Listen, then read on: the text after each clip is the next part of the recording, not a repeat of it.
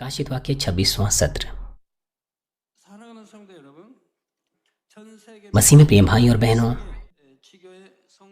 शाखा और संघी कलीसियाओं के सदस्य और तमाम वो सदस्य जो इंटरनेट के माध्यम से सभा में भाग ले रहे हैं और जीसीएन दर्शकों,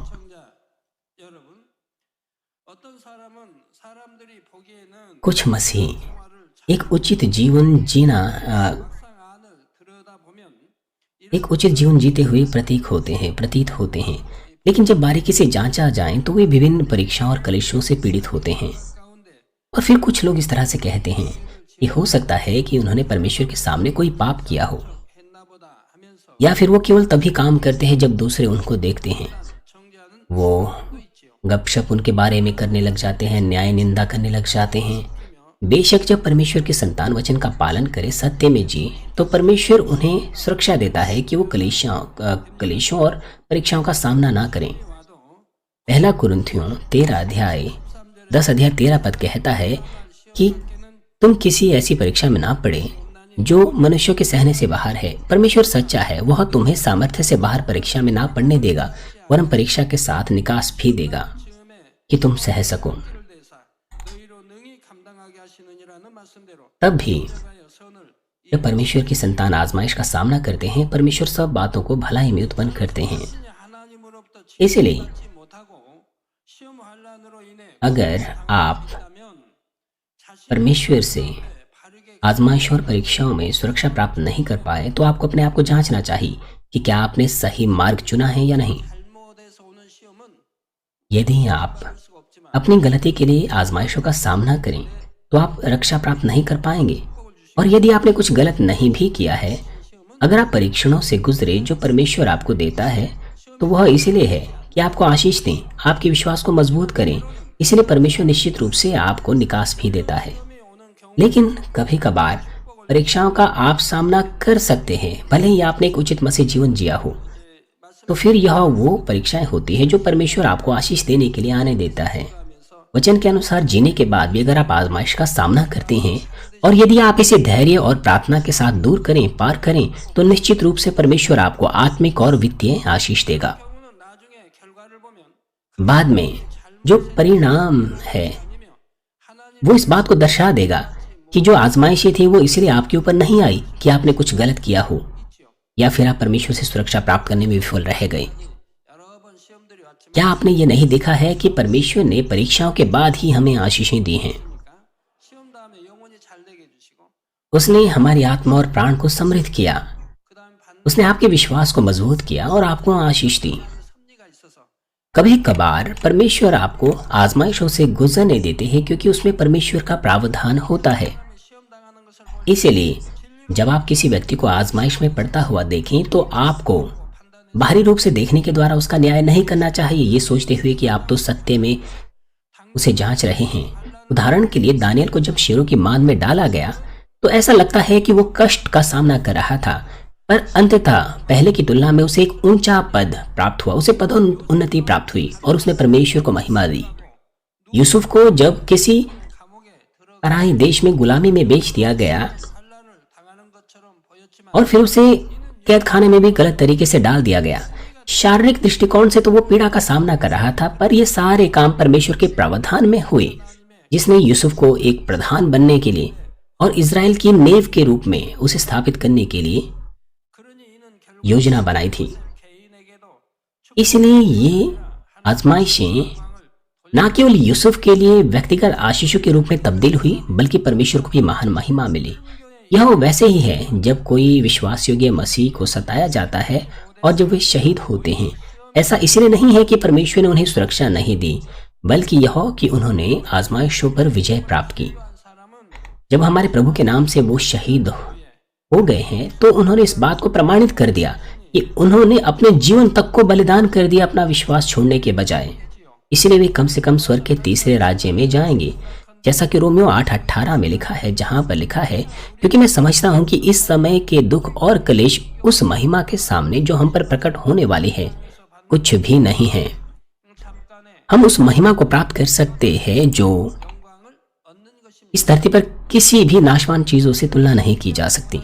दूसरी तरफ जो अभिलाषाओं को पार नहीं कर पाते हैं और प्रभु का इनकार करते हैं और चर्च को मृत्यु के डर से छोड़ के चले जाते हैं, अंत में वो आजमाइशों का सामना करेंगे। तो फिर ये जो जो आजमाइशों का समय किस बात को दर्शाता है? ये उस समय को दर्शाता है जब शत्रु दुष्ट अंधकार उनके ऊपर तमाम आजमाइशें परीक्षाएं लाते हैं, जब वो प्रभु से दूर हो जाते हैं। परीक्षा की घड़ी और भी विस्तार पूर्वक उस समय के विषय में बताती है जब 7 साल का महाकलेश काल होगा। जैसे कि आगे 10 पद में लिखा है, तूने मेरे धीरज के वचन को थामा है, इसलिए मैंने तुझे परीक्षा की उस घड़ी में बचाए रखूंगा जो पृथ्वी के रहने वाले के परखने के लिए सारे संसार पर आने वाला है।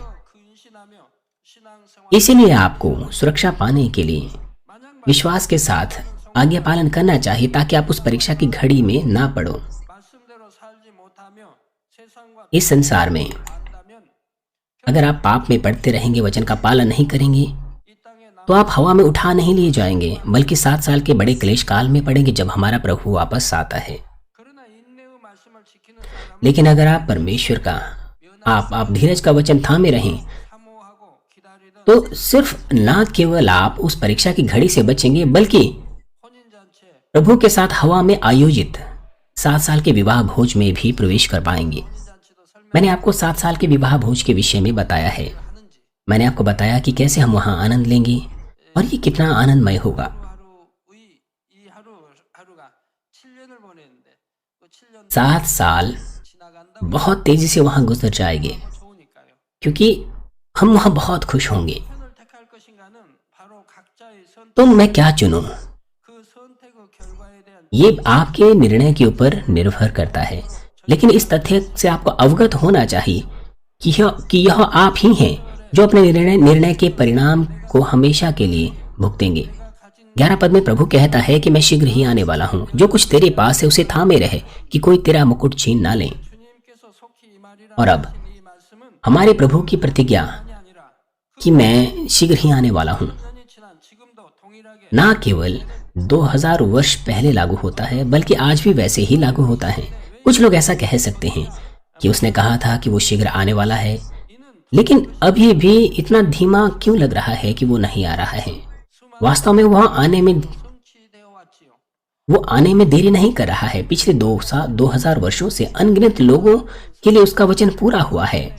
ज्यादातर लोग 70 से 80 वर्ष जीवन जीते हैं अगर वो इस धरती पर स्वस्थ रहते हैं। फिर वो प्रभु से मिलते हैं जिसने कहा है कि मैं शीघ्र आने वाला हूं। बेशक केवल उद्धार पाए हुए लोग ही प्रभु से नहीं मिलेंगे, बल्कि अंतिम क्षण सभी लोग जब अपना अंतिम समय निकाल देंगे, वो समय होगा उनके लिए जब प्रभु ने शीघ्र आने का वादा किया है। दूसरा पत्रस 3:9 और 10 में लिखा है, कुछ लोग कहते हैं कि प्रभु तो देरी से आ रहा है, मगर यहाँ लिखा है वह अपने प्रतिज्ञा के विषय में देर नहीं करता जैसी देर कितने लोग समझते हैं, पर तुम्हारे विषय में धीरज धरता है और नहीं चाहता कि कोई नाश हो, वरन यह कि सबको मन फिराव का अवसर मिले।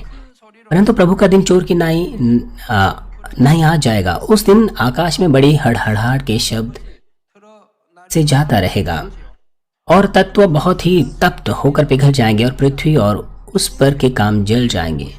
इसलिए आपको ये नहीं सोचना है कि प्रभु तो देरी से आ रहा है, बल्कि अपने आप को शीघ्रता से तैयार कर लेना चाहिए और कभी भी प्रभु जब आए तो उसका स्वागत करने के आप योग्य बन पाएं। बाइबल में जैसे कि यहाँ पर लिखा है, ये अंत के समय के चिन्ह इस संसार भर में बहुत सी जगह पर हो रहे हैं। आपको याद रखना चाहिए कि प्रभु की शीघ्र आने की प्रतिज्ञा बहुत जल्द पूरी होगी। जब प्रभु ये कहता है कि मैं शीघ्र आने वाला हूँ, वो ये भी कहता है कि जो कुछ तेरे पास है उसे थामे रहे कि कोई तेरा मुकुट छीन ना ले। हमारा प्रभु, उसने एक बार थियातिरा की कलीसिया से कहा था कि मेरे आने तक जो कुछ तेरे पास है उसे थामे रहे। इसका मतलब है कि जो विश्वास उनके पास था उसे उन्हें थामे रहना था, नहीं तो वो उद्धार का मौका ही खो बैठते। परंतु जब फिलाडेल्फिया की कलीसिया को इसी बात को कहता है कि जो कुछ तेरे पास है उसे थामे रहे, यहाँ सिर्फ उद्धार ही की बात नहीं हो रही है। फिलाडेल्फिया की कलीसिया ने परमेश्वर के वचन को तब से माना जब से उनका विश्वास छोटा था। इसलिए जब प्रभु उनसे कहता है कि जो कुछ उनके पास है थामे रहे, इसका मतलब है कि उन्हें अपने परमेश्वर के दिए हुए कामों को उचित तरह से पूरा करना है, ताकि वो मुकुट, वो प्रतिफल प्राप्त कर पाएंगे जो प्रभु ने उन्हें स्वर्ग में देने की प्रतिज्ञा की है।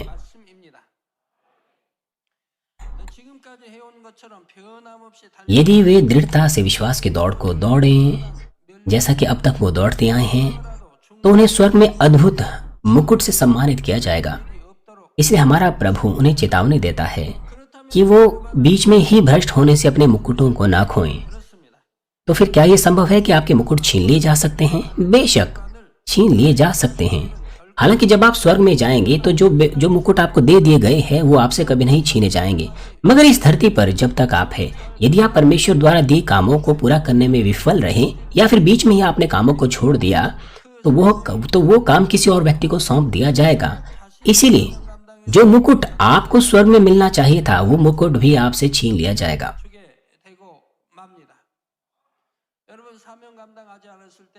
जब आप अपने कामों के लिए विश्वास योग्य होते हैं,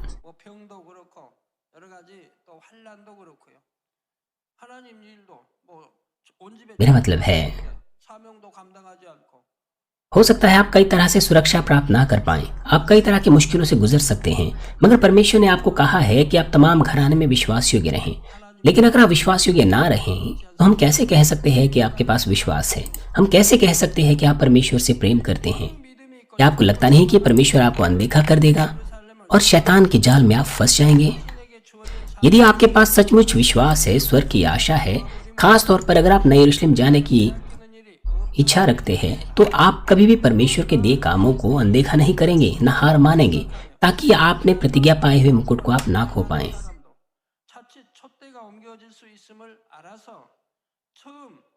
और यदि आप यह सोचते हैं कि आप परमेश्वर की जो कर्तव्य है, मेरा मतलब है अगर आप ईमानदारी हृदय से परमेश्वर के काम को ना करें, बल्कि ये सोचे कि इसे तो मैं ही कर सकता हूँ, तो हो सकता है कि आपको याद रखना चाहिए कि आपका दीवट उसके स्थान से हटा दिया जा सकता है।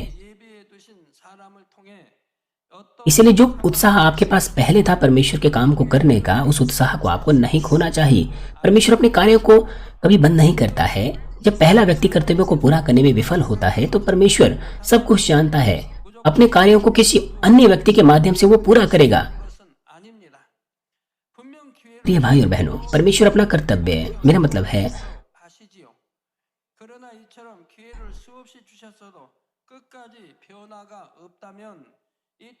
परमेश्वर आपसे आपका कर्तव्य बिना किसी शर्त के नहीं छीनता है और ऐसे ही किसी और व्यक्ति को नहीं देता है। वो बार बार आपको ठीक होने का अवसर देता है। उसके बावजूद भी अगर आप वही करते रहें, तो फिर वो कार्य किसी और को सौंप दिया जाएगा। इस संदेश को सुनते वक्त यदि आप पाते हैं कि परमेश्वर के दिए हुए कामों को आपने ठीक तरह से नहीं निभाया है, तो आप मन बनाएं कि आप उसे ठीक तरह से करने का निश्चय कर सकें। इससे भी महत्वपूर्ण बात यह है, यदि आप संसार को त्याग लें, अगर आपने स्वर्ग की आशा के साथ विश्वास की दौड़ को दौड़ा है, तो आपको हमेशा जागते रहना चाहिए, ताकि आप फिर से संसार पर दृष्टि ना करें और उन तमाम पुरस्कारों को नष्ट ना करें जो अब तक आपने जमा किए थे। मान लीजिए आप कम से कम तीसरे स्वर्ग के राज्य में जा सकते हैं यदि आप उन कामों को करते रहे जो आपने अब तक किया है। परंतु जब आप पाप करते हैं जो मृत्यु की ओर ले जाते हैं, तो भले ही आप पश्चाताप करें और पापों से फिरें, फिर आपको शुरुआत से शुरू करना पड़ेगा। दूसरे शब्दों में, जो जमा किए हुए आपके प्रतिफल थे वो ध्वस्त हो जाएंगे। क्यों? क्योंकि आपने ऐसा पाप किया जो मृत्यु की ओर ले जाता है। इसलिए परमेश्वर से आपका कोई लेना देना नहीं, इसलिए सारे प्रतिफल खत्म हो जाते हैं। अगर कोई आप ऐसा पाप करे जो मृत्यु की ओर नहीं ले जाता है, तो हो सकता है आपका प्रतिफल बना रहे, लेकिन मृत्यु की ओर ले जाने वाले पाप अगर आप करें, अगर आप पवित्र आत्मा की निंदा करें, पवित्र आत्मा के खिलाफ खड़े हों, तो तमाम दूसरे प्रतिफल व्यर्थ हो जाएंगे। ये कितनी मूर्खता भरी स्थिति होगी। परमेश्वर से विश्वास नहीं मानता अगर आप शरीर के काम करते हैं। तो यदि आप अंधकार में चलें और यह भी कहते हैं कि आप परमेश्वर से सहभागिता रखते हैं, तो ये झूठ बोलना होता है। आप एक झूठे होंगे। वो जो विश्वास करते हैं वे कभी भी ऐसा पाप नहीं करते जो मृत्यु की ओर ले जाता है।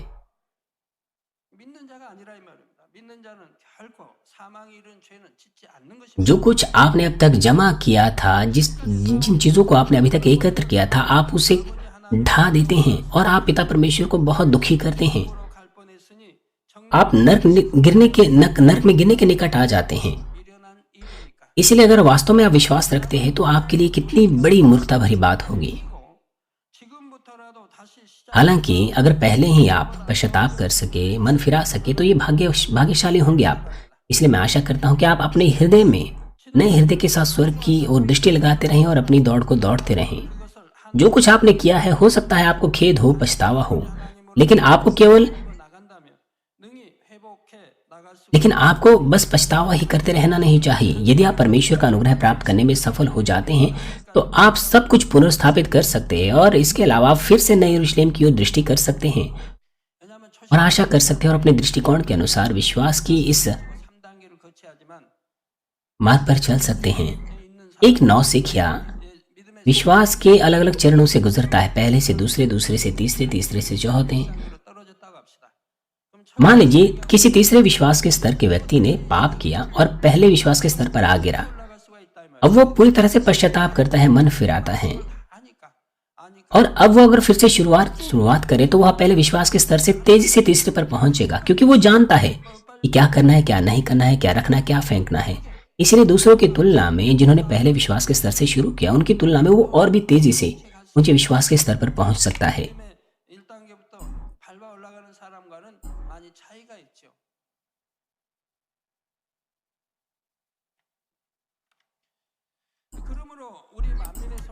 इसलिए मैं प्रभु यीशु मसीह के नाम से प्रार्थना करता हूं कि आप सभी जो इस संदेश को सुन रहे हैं वे कभी भी उस मुकुट को नहीं खोएंगे जो उन्हें दिए जाएंगे, बल्कि और भी सामर्थ्यशाली होकर नई यरूशलेम की ओर बढ़ते जाएंगे उन सुंदर मुकुटों की आशा में जो आप प्राप्त करेंगे। और आगे की 12 आयत कहती हैं, जो जय पाए उसे मैं अपने परमेश्वर के मंदिर में खंभा बनाऊंगा और वह फिर कभी बाहर ना निकलेगा, और मैं अपने परमेश्वर का नाम, यहाँ पर लिखा है मैं अपने परमेश्वर के मंदिर में, यहाँ पर परमेश्वर का मंदिर नए यरूशलेम को बताता है। और यह आयत कहती है कि जो जय पाए वो नए यरूशलेम में खंभा बनेगा। बिना खंभे के कोई भी घर खड़ा नहीं रह सकता, बल्कि वो गिर जाता है। यदि आप नए यरूशलेम में एक खंभा बन जाते हैं तो ये बहुत बड़ी आशीष है आपके लिए, एक बड़ी नींव की, एक महान नींव के रूप में। आप जानते हैं कि नए यरूशलेम में जाना कितनी बड़ी आशीष है, कितनी बड़ी और अद्भुत आशीष है। इससे भी बढ़कर ये कितनी बड़ी आशीष है कि आप उसमें खंभा बन सकें। लेकिन यह आशीष केवल किसी को भी नहीं मिल सकती, बल्कि उसी को जो जय पाता है। फिलदेल्फिया की कलीसिया के सदस्यों का विश्वास छोटा था, परंतु उन्होंने परमेश्वर के वचन का पालन किया और प्रभु के नाम का कभी भी इनकार नहीं किया। इसी के अनुसार जब आपका विश्वास बढ़ता है तो वो बेबदल रूप से सत्य का पालन कर सकते हैं और संपूर्ण पवित्रीकरण तक पहुंच सकते हैं, और वे विश्वास योग्यता से परमेश्वर के दिए हुए कामों को कर सकते हैं। यह है उसका जीवन जो जय पाता है। और इससे भी आगे जिसका विश्वास सिद्ध विश्वास के रूप में प्रभु के द्वारा माना जाएगा, वो नए यरूशलेम में एक खंभा बन जाएगा। और ये प्रतिज्ञा आपको भी वैसे ही दी गई है। आप मानव के सदस्यों ने अपना उत्तम किया है वचन के अनुसार जीने के लिए, और आपके विरुद्ध संघर्ष किया है जिनसे परमेश्वर घृणा करता है, और उन्हें लहू बहाने के बिंदु तक दूर किया है। और आप उपवास करते हैं, प्रार्थना करते हैं ताकि हर प्रकार की बुराई से छुटकारा पा सकें जब भी आपके अंदर वो बुराई मिलते हैं। जो इस प्रकार से करते हैं वे विश्वास के ऊंचे स्तरों पर तेजी से आगे बढ़ रहे हैं और उनका आत्मा प्राण समृद्ध होता है। मगर जो इस तरह से संघर्ष नहीं करते, वे वचन को तो सुनते हैं मगर एक कान से सुनकर दूसरे कान से वो उसे निकाल देते हैं। वो वचन को नहीं मानते, ना उस पर अमल करते हैं। भले ही वो मसीह है, फिर भी वे उसी विश्वास के स्तर पर बने रहते हैं। आप में से जो इस तरह के हैं, आपको ये नहीं कहना चाहिए कि मैं प्रार्थना तो करता हूं, मुझे क्यों उत्तर नहीं मिला, मैं बीमार हूं, मैं क्यों ठीक नहीं हो रहा। आपको इस तरह से नहीं कहना चाहिए। मुझे यह सुनकर बड़ी खुशी होती है कि हमारे बहुत से चर्च के सदस्य कई आर्थिक आशीषों को प्राप्त कर रहे हैं। और साथ ही मैं शाखा कलीसिया के सदस्यों पर भी ध्यान दे रहा हूँ, 제가 두루 살펴보고 जिनको कि किसको कितनी आशीष मिल रही है और किस तरह से मिल रही है। 드린다면 먼 꿈만 같은 एक समय ऐसा था जब $10,000 दशमांश देना बड़ा असामान्य लगता था। 전에 11조를 $1,000 भी, 이상 300만 이상 드린다고 하는 वो भी केवल सपने में ही संभव था। 상상도 못했던 이야기라 이 말이에요. परंतु आज कुछ ऐसे लोग हैं जो $10,000 से ज्यादा दशमांश देते हैं। 이 말입니다. 얼마나 감사한지요. इसलिए मैं कितना धन्यवादी हूँ। 그럼 그분들이 왜 그렇게 और अब 축복을 받아나고 있습니까? ये कैसे संभव है? 산에서 나온 말씀을 잘 듣고 उन्होंने इस वेदी से परमेश्वर का वचन सुना और उन्होंने उसे माना, उस पर चले, क्योंकि उन्होंने वचन पर विश्वास किया, चरवाहे पर भरोसा किया और वचन को माना और वे विश्वास योग्य रहे, इसलिए वे आशीषें अब प्राप्त कर रहे हैं। उन्होंने अपने हृदयों का खतना किया और उन्होंने अपने आप को पवित्र करने की पूरी कोशिश की 피 흘려 싸워 और प्राण देने तक लहू पाप के विरुद्ध उन्होंने संघर्ष किया। 축복을 इसलिए ये वही हैं जिन्होंने बड़ी आशीषें प्राप्त की है और प्राप्त कर रहे हैं। 따라 또 축복을 주시고요. उनका पात्र बहुत बड़ा है। 그래서 제가 많이 예견하죠. 아 저분은 그릇이 굉장히 मैं 크다. मैं भविष्यवाणी कर सकता हूँ कि कौन बड़ी आशीष प्राप्त करेगा, क्योंकि उनके पास उनके हृदय का पात्र बड़ा है। 대충 और 1 या 2 साल के बाद ये बात साबित हो जाती है। 2년 지나 보면 그대로 되어지는 걸 봅니다. 말씀을 듣고 지키고 행하고 기도해 나가고 क्योंकि आपने वचन का पालन किया, वचन का अमल किया और 받아 나가는 걸 보기. उत्साही प्रार्थनाएं की, इसलिए हम देख सकते हैं कि अब आप बड़ी आशीष प्राप्त कर रहे हैं। 그래서 악의 모양이 있으면 그것을 आपने उपवास किया, 기도로 हर प्रकार की बुराई को दूर करने के लिए आपने प्रार्थनाएं की। जब भी आपने पाया, बुराई को पाया, आपने परमेश्वर से सबसे अधिक प्रेम किया है। आपने चर्च से, चरवाहे से इस तरह से प्रेम किया, जो कुछ आपका था सब कुछ आपने परमेश्वर के राज्य के लिए समर्पित कर दिया, यहाँ तक कि खाने पीने की चीजों को भी। 저도 आपने परमेश्वर के मंदिर में एकत्र हुए, आपने प्रार्थनाएं की 못한 것을 और आपको बहुत से काम सौंपे गए और आप धन्यवाद के साथ, ईमानदारी के साथ आपने अपने कार्यों को पूरा कर रहे हैं। 간증하는데 और जब आप अधिक वफादार नहीं हो पाते हैं, विश्वासयोग्य नहीं हो पाते हैं, तब आपको दुख होता है। 한 15만 원 पिछले रविवार को दोपहर के भोजन के दौरान 드렸다면 एक व्यक्ति मेरे पास आया था। वो अपनी गवाही मुझे दे रही थी। लगभग 6 वर्ष पहले की बात है। 그 간증 월급 받으면 굉장히 어렵 मुझे लगता है कि उनका दशमांश तब $150 प्रति माह हुआ करता था। 힘이 심었다. $150 लगभग। 힘이 심었다 이 말. 또 나오면 신고 और ये ज्यादा पैसा नहीं था। मुझे लगता है कि उनका गुजारा भी ठीक से नहीं हो पाता था, 하니까 मगर फिर भी वो लगातार परमेश्वर के सामने भेंट चढ़ाते थे। 계속해서 거둬 드리도록 वो परमेश्वर को देते थे, मुझे देते थे, भले ही राशि कम क्यों ना होती थी, मगर उन्होंने यह काम लगन से किया। और उसके बाद क्या हुआ, क्योंकि उन्होंने लगन से बोया, तो बाद में जब फल अंकुरित हुआ और उत्पन्न हुआ और वो काट पाए, परमेश्वर ने उनके ऊपर 드리게 된다 이 말입니다. ऐसा करने के द्वारा आशीषों को बरसाया है। और अगले महीने से ही उन्होंने कहा कि उनका जो दशमांश था वो 20 गुना बढ़ गया 좀 불어나죠. 얼마나 और वो बढ़ता ही रहेगा, 30-40 गुना बढ़ता ही रहेगा। ये कितनी अद्भुत आशीष है। जो भी परमेश्वर कहता है वो असल में सटीक और सत्य है। 수 있다는 그런 게 없는 분이 हालांकि उसके अंदर कोई विशेष कौशल नहीं है, लेकिन वो इतना मिलनसार भी नहीं है। वो अंतर्मुखी है। वह किसी से बात अच्छे से नहीं कर पाता है, लेकिन असल में उसका हृदय भला है। इसलिए परमेश्वर अब उसके ऊपर आशीषें बरसा रहे हैं। 참으로 참 선하고 그래서 지금 축복을 부어 주시고 계시죠.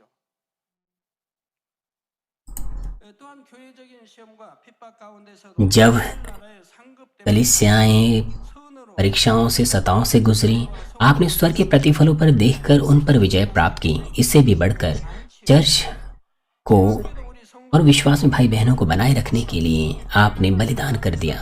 충성 आप में से हर एक दूसरे के लिए गवाह है। मगर कितना आपने परमेश्वर से प्रेम किया, कितना आप उसके राज्य के लिए विश्वास योग्य रहे हैं, क्योंकि परमेश्वर 본교의 भविष्य को पहले से जानता है। जब यह कलीसिया शुरू हुई, उसने हमें वही प्रावधान दिया जो फिलदिल्फिया की कलीसिया को दिया गया था। 인생이 아니시니 시건치 않으시고 परमेश्वर कोई मनुष्य नहीं है। 교회가 कि वो झूठ बोलें, ना ही मनुष्य का पुत्र है। 말씀하신 바를 이루시기 위해 여러분을 जो कुछ उसने कहा है उसे पूरा करने के लिए परमेश्वर ने आपको शोधित किया है और एक उचित पात्र बनाया है कि आप नए यरूशलेम में जा सकें। परमेश्वर ने हमें विशेष अनुग्रह दिया है। 성도님 जितना विशेष कार्य उसने हमें सौंपा है उतना ही। इसीलिए आप परमेश्वर के वचनों को दृढ़ता से थामे रह सकते हैं, जो आपको इस मार्ग पर चलने की ताकत देगा। 온 길이 평탄하진 않았지만 हालांकि इस मार्ग पर चलना आज के दिन तक आपके लिए आसान नहीं था, मगर परमेश्वर ने 변개함 없이 असंख्य चिन्हों, चमत्कार 달리시지요. और प्रमाणित 아무리 इ렇게 많은 प्रमाण दिखाए हैं आपके विश्वास की उन्नति के लिए, ताकि आप बेबदल विश्वास से आगे बढ़ते जाएं।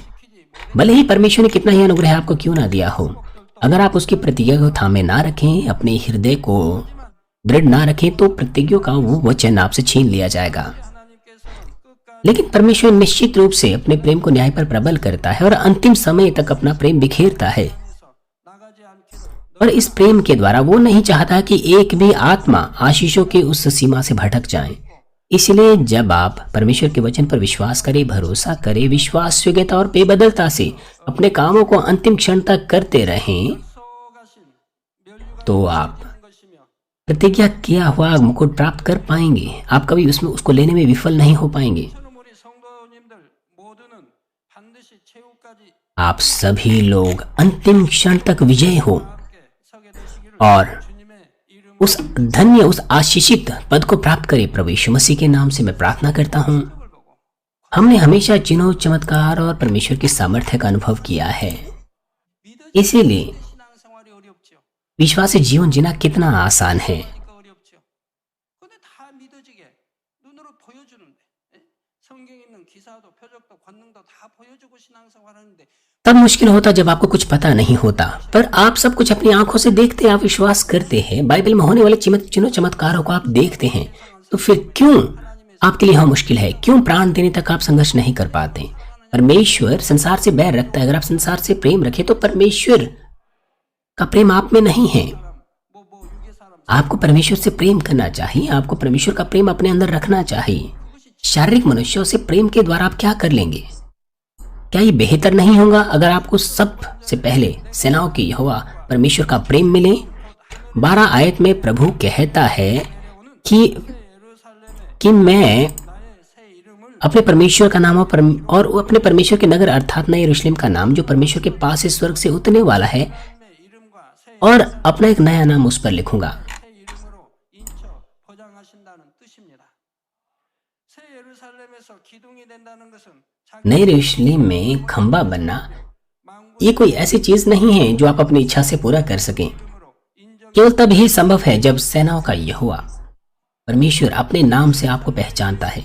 그의 और यह तब भी संभव हो सकता है जब आप नए यरूशलेम के नाम की मुहर प्राप्त कर लेंगे और हमारे प्रभु का नया नाम आप पर लिखा हुआ होगा। 그리고 여기서 주님의 새 이름이 हमारे प्रभु का नया नाम राजाओं का राजा और प्रभुओं का प्रभु है। 십자가의 철학에 돌아가신 그분이 아니라 वह प्रभु जो क्रूस पर 핍박 조롱 멸시를 받은 दैनिक दशा में मरा, 마구간 जिसको लोगों द्वारा उपहास किया गया, उसकी अवहेलना की गई, जो चरनी में पैदा हुआ, जिसके पास सोने की जगह नहीं थी, खाने के लिए भोजन नहीं था, 아니라 이제는 바로 만왕의 राजाओं का राजा, प्रभुओं का प्रभु, 새 이름이 된다 이 말이에요. वो हमारे इस प्रभु का नया नाम है। 그래서 11절 फिलिपियो 2:9 से 11 पद इस बात की घोषणा करता है, इस कारण परमेश्वर ने उसको अति महान भी किया और उसको वह नाम दिया जो सब नामों में श्रेष्ठ है, 있는 자들과 땅 아래 있는 कि जो स्वर्ग में और पृथ्वी पर और जो पृथ्वी के नीचे है, वे सब यीशु के नाम पर घुटने टेकें। 모든 입으로 예수 그리스도를 और जो पिता परमेश्वर की महिमा के लिए और पिता परमेश्वर की महिमा के लिए हर एक जीव अंगीकार कर लें कि यीशु मसीह ही प्रभु है। 이 땅에서 우리의 죄를 대속해 주신 यीशु ने जब मनुष्य उद्धार के प्रावधान को हमें पापों से मुक्त करने के द्वारा पूरा किया और फिर वो पुनर्जीवित हुआ, स्वर्ग पर चढ़ गया, तब वह नई महिमा के योग्य था, जो कि प्रभु का प्रभु और राजाओं का राजा था। 이 땅에서 मसीह में प्रेम भाई और बहनों, 누릴 안락과 영광 लोग कितना धीरज धरते हैं, कितना प्रयास करते हैं 해야 합니까? अपने तमाम आनंद को दूर करने के लिए, इस धरती पर अस्थायी तसल्ली या आदर को दूर करने के लिए। 기둥이 될 수 있다. आप कितना धीरज धरते हैं, कितना धैर्य के साथ धीरज धरते हैं तमाम आजमाइशों को पार करने के द्वारा। 예루살렘은 이스라엘의 수도로서 왕이 और कितना आपको धरना पड़ेगा अगर आप नए यरूशलेम में खंबा बनना चाहते हैं। नया यरूशलेम यरूशलेम की अगर आप बात करें, वो इज़राइल की राजधानी थी और वहाँ तमाम राजा रहा करते थे। परमेश्वर का मंदिर वहाँ पर था, परमेश्वर के तमाम बलिदान वहाँ पर चढ़ाए जाते थे। लेकिन जो नया यरूशलेम है वो इस धरती पर यरूशलेम के समान नहीं है। जैसे कि प्रकाशित वाक्य की अध्याय 1 और 2 पद में लिखा है, फिर मैंने नए आकाश नई पृथ्वी को देखा, क्योंकि पहला आकाश और पहली पृथ्वी जाती रही और समुद्र भी ना रहा। फिर मैंने पवित्र नगर नए यरूशलेम को स्वर्ग पर से परमेश्वर के पास से उतरते देखा, जो उस दुल्हन के समान थी जो अपने पति के लिए श्रृंगार किए हैं। 거룩한 성 पवित्र नगर नया यरूशलेम अनंत और असीमित है, जहां स्वयं पवित्र परमेश्वर निवास करते हैं। 그리고 이곳의 예루살렘에는 और केवल वही जो सिद्ध है और पवित्र है, परमेश्वर के सदृश है, केवल वही नए यरूशलेम में जाने के योग्य है। 그런데 새 예루살렘이라는 이름이 परंतु नया यरूशलेम नाम 쓰이는 것은 아닙니다. वो स्वर्ग में इस्तेमाल नहीं किया जाएगा, प्रयोग में नहीं लाया जाएगा। 예루살렘이 아니라 यरूशलेम के आगे जो नया शब्द है उसे जोड़ा गया है ताकि आप भ्रम में ना पड़े, 있으므로 ताकि आप ये ना सोचे कि ये तो इस धरती का यरूशलेम है। नया यरूशलेम इसलिए जोड़ा गया है ताकि आप स्वर्ग के नए यरूशलेम को समझ सकें। 성입니다. जो आधिकारिक नाम नए यरूशलेम का है वो है महिमा का नगर, 하나님께 영 महिमा का नगर, महिमा का शहर, क्योंकि वही जिन्होंने अपने तमाम पापों को दूर कर दिया है, पूरी तरह से पवित्र हो गए हैं, जिन्होंने केवल परमेश्वर को महिमा दी, वही उसमें प्रवेश कर सकते हैं और वे उस महिमा का आनंद लेंगे जो परमेश्वर उन्हें हमेशा हमेशा के लिए देगा। 영광의 성에 들어가기 उस महिमा के नगर में प्रवेश करने के लिए आपको संपूर्ण पवित्रता को साध लेना है और परमेश्वर के तमाम घराने में विश्वास योग्य रहना है। 해서 죄와 싸워 आपकी विश्वास योग्यता की सुगंध 온전히 성결되어 진리 안에 거룩 बिल्कुल अलग होती है तब जब आप पवित्र नहीं होते, जब पाप के विरुद्ध संघर्ष कर रहे होते हैं। जब आप संपूर्ण 전혀 다른 पवित्रीकरण में आ जाते हैं, जब आप पूरी तरह से पवित्र हो जाते हैं, तब आपकी सुगंध पूरी तरह से अलग होती है। पिता परमेश्वर संपूर्ण आत्मा के लोगों को नए यरूशलेम में लाएगा और अनंत काल का प्रेम उनसे साझा करेगा और उनकी सुंदर सुगंध का आनंद लेगा।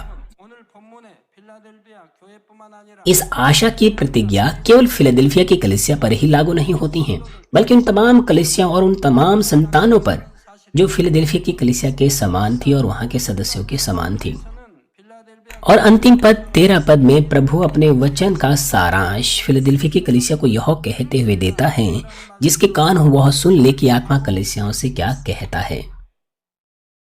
그러나 똑같은 말씀이라 할지라도 각 भले ही कलीसियाओं को एक ही वचन दिया गया, लेकिन उनमें से हर एक का अर्थ अलग अलग होता है। कुछ कलीसियाओं के लिए वह अर्थ होता है 흘려버리지 말고 마음에 새겨서 कि प्रभु ने जो भी उन्हें ताड़ना या जो भी वचन दिया है वो उसको ना खोएं, बल्कि उसे अपने मन में रखें। और दूसरी कलीसियाओं के लिए प्रभु 까지 붙잡아 उनसे विनती करते हैं जो जागे हुए हैं कि जो वचन उन्होंने सुने हैं उसे थामे रखें और प्रतिज्ञा के वचन को पूरा करें। लेकिन इस वचन में जो प्रभु फिलाडेल्फिया की कलीसिया को देता है उसमें आत्मिक अर्थ ना केवल फिलाडेल्फिया की कलीसिया के लिए पाया जाता है, बल्कि दूसरी बहुत सी कलीसियाओं को भी जो फिलाडेल्फिया की कलीसिया के समान है। 그것은 바로 성경에 이처럼 वो है 놓은 필라델피아 कि उन कलीसियाओं को, उन विश्वासियों को साफ रूप से सत्य को पहचान लेना चाहिए जिसे परमेश्वर स्वयं पहचानता है, जिसे परमेश्वर स्वयं निरीक्षण करता है, जैसे कि फिलाडेल्फिया की कलीसिया है, जैसे कि बाइबल में लिखा हुआ है उनके विषय में। 성령의 역사 가운데 यदि आपकी कलीसिया पवित्र आत्मा के कार्यों से सचेत है 와 같이 तो उन्हें 혹여라도 성 किसी भी ऐसी बात को जो पवित्र आत्मा की निंदा करती है नहीं कहना चाहिए, 반 집사가 영광 बल्कि वैसे करना चाहिए जैसे फिलाडेल्फिया की कलीसिया ने किया। 하나님 보좌 우편에 लेकिन स्तिफनुस की जब आंखें खुली थी, जब उसने कहा कि उसने प्रभु को परमेश्वर के दाहिने हाथ खड़े हुए देखा, तो लोगों ने कहा कि ये परमेश्वर की निंदा कर रहा था और उन्होंने पथराव करके उसे मार डाला। यह कलीसिया जब बहुत सी आत्मिक बातें कहते हैं तो बाहर के लोग 돌로 इस कलीसिया पर पथराव करने की कोशिश करते हैं, जैसे लोगों ने स्तिफनुस पर पथराव किया। 혹이라도 성령을 해방하는 말을 할 수는 없습니다. उन्हें कोई भी पवित्र आत्मा की निंदा वाली बातें नहीं करनी चाहिए, 교회라면 क्योंकि इस तरह की कलीसिया के आत्मिक कान होते हैं, वे पवित्र आत्मा की आवाज को सुनते हैं, इसीलिए वो पवित्र आत्मा के ना तो विरुद्ध बोलते हैं, ना उन कलीसियाओं के विरुद्ध बोलते हैं, ना विरोध करते हैं जहां परमेश्वर निवास करता है और जहां पवित्र आत्मा के कार्य होते हैं। वो इसीलिए क्योंकि पवित्र आत्मा उन्हें इस तरह के कामों को करने की अनुमति नहीं देता है। 여러분은 가장 मसीह में प्रिय भाई और बहनों, आपकी सबसे बड़ी इच्छा क्या है? मुझे यकीन है कि आप कहेंगे ये नई यरूशलेम है, 근데 새 예루살렘은 아무나 들어가는 लेकिन हर कोई वहां प्रवेश नहीं कर सकता है। 믿음으로 적당히 충성 यदि आपके पास पर्याप्त विश्वास न हो और पूरी तरह से आप 없는 온전한 गहराई तक वफादार ना हो, विश्वास योग्य ना हो, तो आप प्रवेश नहीं कर सकते। आपको बिना किसी प्रकार की बुराई के पूर्ण पवित्र होना है और आप जो कुछ भी कर सकते हैं उसमें आपको मृत्यु के बिंदु तक विश्वास योग्य होना है और उच्चतम विश्वास के स्तर पर आपको पहुंचना है।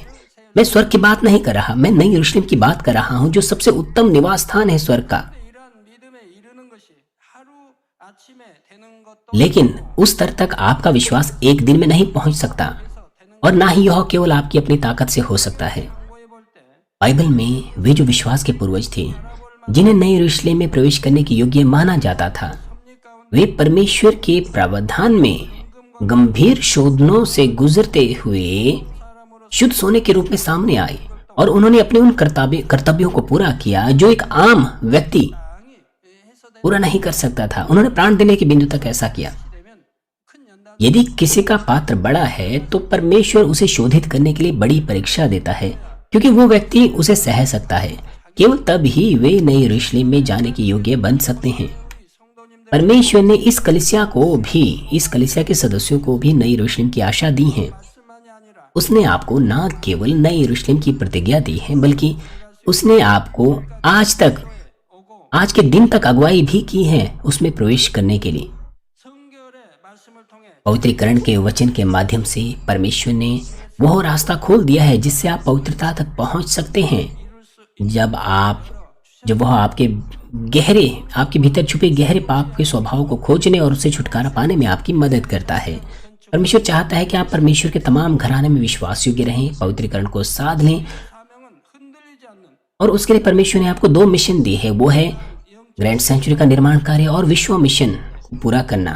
ये 2 मिशन अडिग और पूर्ण विश्वास से, आत्मिक विश्वास के माध्यम से और जीवन देने वाले विश्वास से और आत्मिक विश्वास के माध्यम से पूरे हो सकते हैं। 되고 하나님을 사랑하는 जितना आप पवित्र होंगे, परमेश्वर पर भरोसा रखेंगे, प्रेम रखेंगे, उतना ही सिद्ध विश्वास आपको दिया जाएगा ग्रैंड सेंचुरी के निर्माण कार्य के लिए और विश्व मिशन के लिए। 이루어야 केवल इसी सिद्ध विश्वास के द्वारा आप पूरी तरह से 있습니다. प्राण देने तक इन मिशन को पूरा कर सकते हैं।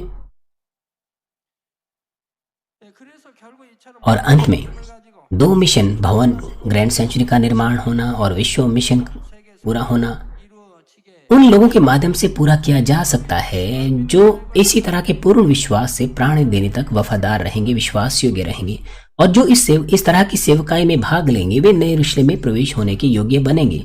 परमेश्वर द्वारा दिया गया वचन पूरा हो रहा है, आज तक ये पूरा हो रहा है और जब समय आएगा ये निश्चित रूप से संपूर्ण पूरा होगा। 우리가 사람이라 초급해가지고 हम मनुष्य ही अधीर होते हैं, 하나님은 반드시 परमेश्वर समय आने पर निश्चित रूप से उसे पूरा करता है। वो कुछ नहीं से अब तक चीजों को पूरा करता आ रहा है और साथ ही पिता परमेश्वर ने हमें तैयारी करने का अवसर भी दिया है।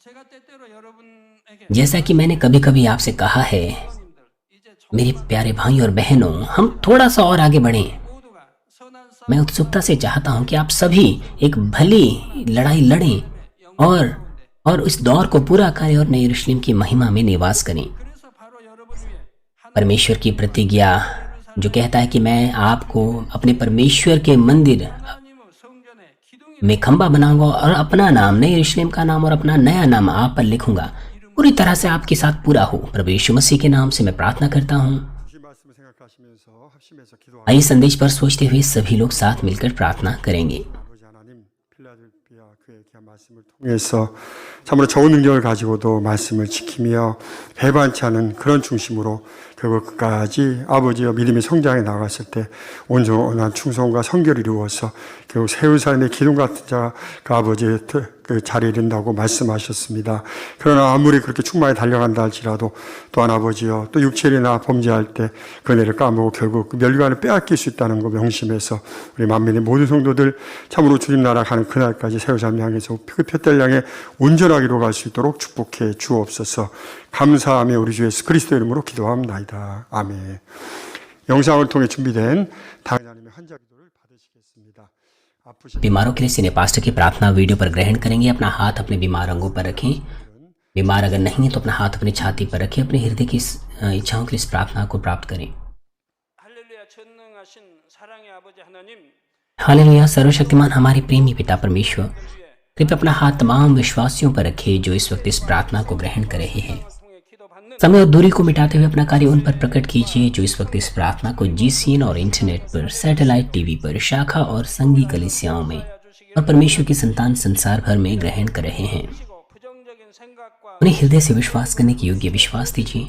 नकारात्मक विचार और शक दूर कीजिए। तमाम क्लेश और आजमाइशें दूर कीजिए। 발끝까지 오장 सिर से लेकर पैर तक सभी अंदरूनी अंग, कोशिकाएं, ऊतक और तंत्रिकाएं और जो भी बीमार अंग है उन्हें पवित्र आत्मा की आग के द्वारा झुलसा दीजिए और मूल ज्योति के द्वारा। 예수 그리스도의 이름으로 यीशु मसीह के नाम से मैं आज्ञा देता हूँ, शत्रु दुष्ट और शैतान, तमाम बीमारियां, रोगाणु, विषाणु और निर्बलताएं दूर हो, ज्योतियां आ जाएं। 생명의 불로 태워 कृपया उनके तमाम असाध्य और अंतकारी रोग पवित्र आत्मा की आग के द्वारा झुलसा दीजिए। तमाम प्रकार की महामारियां, मलेरिया सहित दूर कीजिए। सभी संक्रामक रोग जैसे कि जुकाम और बुखार दूर हो, 어떠한 유해 उन्हें सुरक्षा दीजिए। तमाम प्रकार के रोगाणुओं और विषाणुओं से, तमाम पेट, फेफड़े, जिगर, छाती, यूट्रिन और आंतों के कैंसर से उन्हें चंगा कीजिए। एड्स, ल्यूकेमिया, दिमागी रक्तघात, उच्च रक्तचाप, धीमा रक्तचाप, मधुमेह, 위장병 हृदय, फेफड़े, स्त्री रोग, थायराइड की समस्याएं और तमाम सूजन और जलन दूर हो। 게 하여 주옵소서.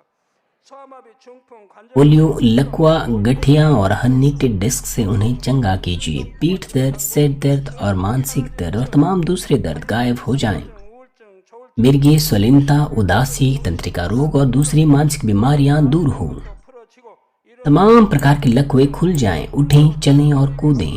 आंखें सामान्य देखने लगे, कान सामान्य सुनने लगे, 눈을 뜨고 अंधे देखने लगे, बहरे सुनने लगे और गूंगे बोलने लग जाएं। 각종 사고 सभी प्रकार की दुर्घटना के दुष्प्रभाव से उन्हें चंगा कीजिए। उनकी टूटी हड्डियां जोड़ दीजिए। 화상 입은 것도 온전히 उन्हें जलन से ठीक कीजिए। 물러가는 जलन और दहन संवेदना दूर हो। 나지 않게 पिता, 사해 주시기 कोई दाग वहां न रह जाएं। 약을 비롯하여 각 सभी प्रकार के नशे की लत से, जहर पदार्थ और उनके इस्तेमाल से साफ हो जाओ। 과 세포가 मृत कोशिकाओं, तंत्रिकाओं को फिर से जिला दीजिए। मृतकों को जिला दीजिए। 사복도 주시기를 원합니다. उन्हें गर्भधारण की आशीष दीजिए। आप गर्भधारण की आशीष प्राप्त करने पाएं। यीशु मसीह के नाम से मैं आज्ञा देता हूँ, शत्रु दुष्ट और शैतान, पाँव के सामर्थ्य के शासक, अंधकार की बुराई की सेनाएं और उनके दास दूर हो। बुरी, अशुद्ध, झूठी, धोखे की और अलग करने वाली आत्माएं और तमाम अंधकार के बल दूर हों। 결박을 दुष्टता के बंधन खुल जाएं, अंधकार दूर हो, ज्योतियां आ जाएं। 아버지 하나님 불의 पिता परमेश्वर उन्हें ताकत दीजिए कि वे प्रार्थनाओं में पुकारें, पापों को दूर करने की उन्हें सामर्थ्य दीजिए और वे पवित्र हो जाएं।